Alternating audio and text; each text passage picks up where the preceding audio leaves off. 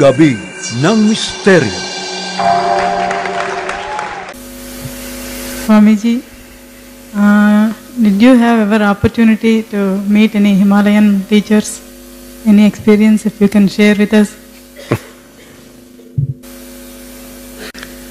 I don't go to Himalayas to meet anybody.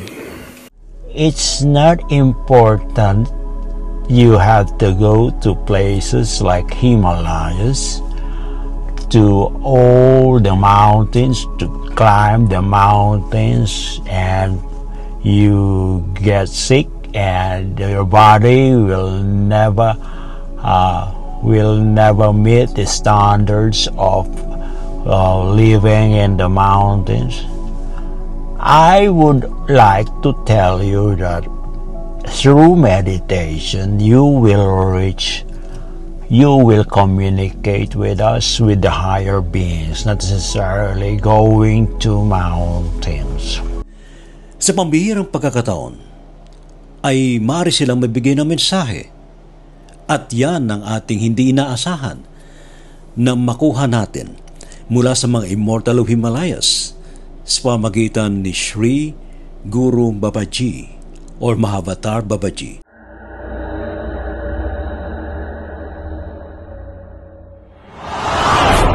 Encounters mga sightings ito. Ito ba'y palatandaan na talagang malapit na mga experience o meron kayong sightings ng mga UFO?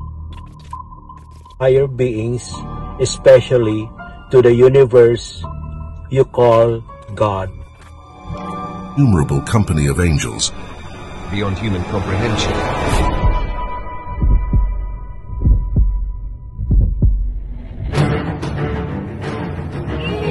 Us.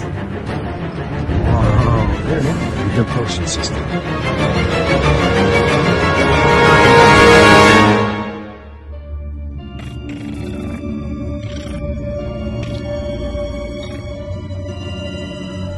Mga kamisteryo, ngayong gabing ito pag-usapan natin tungkol sa mga Immortal of Himalayas.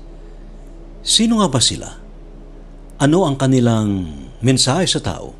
Anong kanilang ginagawa? Sila ba'y totoong nandiyan sa mga kuweba sa Himalayan Mountains, sa Tibet at nearby areas sa Pakistan at India?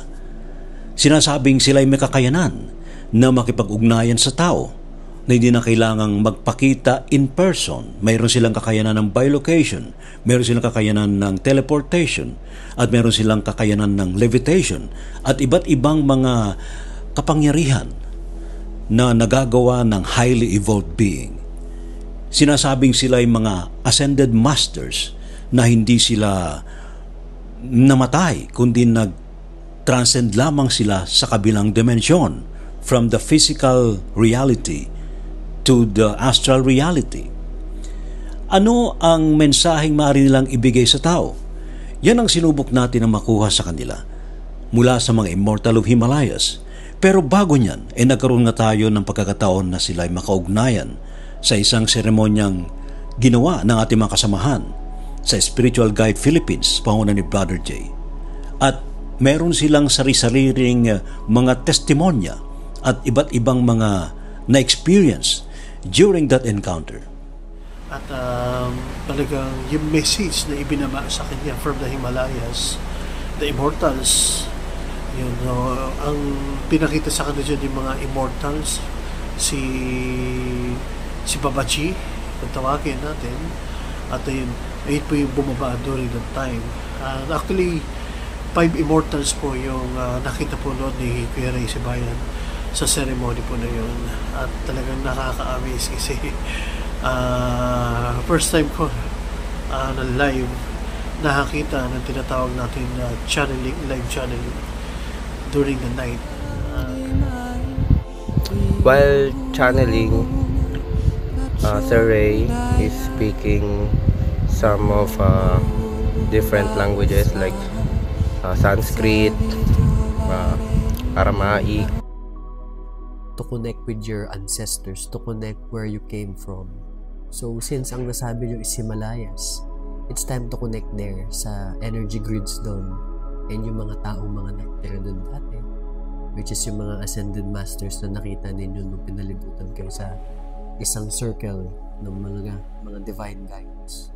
Nag-channel siya ng message specifically from Mahavatar Babaji and other ascended masters. So, nung time na yon, nag-channel siya ng message, nakapikit siya, and he started speaking in different languages. For us to understand, we meditated with him, we listened closely with our heart and mind open so we would understand the deeper message. Out of everything he said, ang pinakatumatak talaga na word is Ranarashika. In Sanskrit, sabi ni Google, Ranarashika is related to the concept of war or fighting. So that's very relevant to their topic last night, which is about spiritual warfare. After that, he said, Om Shanti. Om Shanti meaning universal peace. So para siyang reminder from the universe that even in the middle of your life's battle, finding your inner peace is already a form of victory. Kahit gaano pa ka-intense yung pinagdadaanan mo, even if you're going through a rough time right now, sana this message reminds you to stay grounded, find your inner peace, and remember that the bravest thing that you can do is to find your inner peace. Kapag nagkaroon ng channeling si Sir Ray, nagkaroon ng malakas na hangin na umiikot mula sa itaas sa paligid po namin sa bagay na yon. Lahat po kaming na mga psychic na nandoon, si Sir Jay, si Aussie, at yung kasama niya, si JC. Sa channeling po yun, may umikot na malakas na hangin sa amin. At nakita ko sa vision ko na ito ay isang hindi nakikita ng normal. Isa siyang flying saucer o sabihin na natin bilog na nasa may mataas, sa may ulap. Tapos nakakonek sa amin ang weird pa ay yung hangin ay umiikot lang sa part namin dahil mainit yung time na yon, walang hangin. Nagkaroon ng hangin na umiikot sa amin habang nagcha-chanting, habang nagkaroon ng channeling si Bro Ray. So napakagandang experience dahil napaka-lamig, nagkakaramdam kami ng vibration, kuryente o something. Sa bagay na yun, hindi unforgettable experience. Hanggang pag-uwi ko sa bahay, napipil ko pa yung ganung pag-shake, napipil ko pa hanggang kinabukasan. Imbis na makatulog na ako, hindi nga po ako nakatulog. Kasi mas lalo, parang feeling ko na energized pa po ako. Pagkatapos ito ay gumawa tayo ng pagkakataon, humingi tayo ng pagkakataon na makaugnayan sa pamagitan ng channeling sa mga Immortal of Himalayas. We would encourage everyone to connect to the source through meditation and through yoga. You have to learn yoga because it will cleanse your whole body and spirit and tame your mind, focus to the higher consciousness. Yan din pag-uusapan ngayong gabing ito sa Gabi ng Misteryo. 10 to 11 p.m. sa DZRH. Wala nga absent. See you! Anong pagkakaiba daw yung mediumship sa sinasapian? Talagayang kababalaghan, pananaliksik sa kapangyarihan ng isipan, pagpapakita ng mga nilalang, inyong matutunghayan sa Gabi ng Misteryo. Kasama si Ray Sibayan tuwing Sabado, alas 10 ng gabi sa DZRH Radio, DZRH TV at DZRH Online. Gabi ng Misteryo.